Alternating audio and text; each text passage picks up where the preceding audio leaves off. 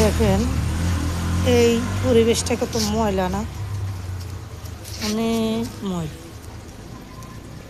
দেখেন কি নোংরা বড় আমাদের দেশের পরিবেশ।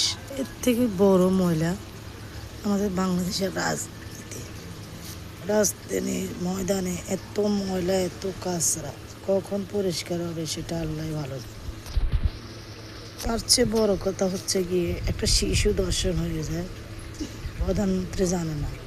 সবাই যাওয়াই করার পরে প্রথমে জামায়াতের গোলাম পাওয়ার গেল, এনসিপির লোকেরা গেল, তারপরে সবার যখন ঘুম ভাঙছে, তারপরে আমাদের প্রধানমন্ত্রী ঘুম ভাঙছে, সবাই লাস্টে নিয়ে গেছে। তাও কি স্বেচ্ছা জানে, চাপে পড়ে গেছে, কারণ বাংলাদেশের নাগরিক আর আগের মতো নাই।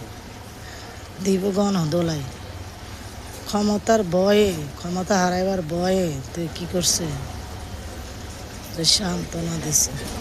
এই হচ্ছে আমাদের দেশের রাজনীতি।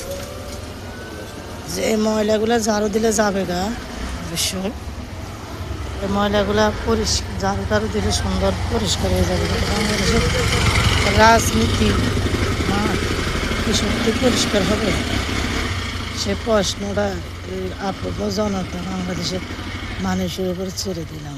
আমার আপনার সবারই সন্তান আছে, সবাই সন্তানের নিরাপত্তার কথা ভেবে আওয়াজ তুলেন। পরিচ্ছন্ন রাজনীতি, পরিচ্ছন্ন মানুষ, পরিচ্ছন্ন বাংলাদেশ, ইনশাল্লাহ। আল্লাহ হাফেজ।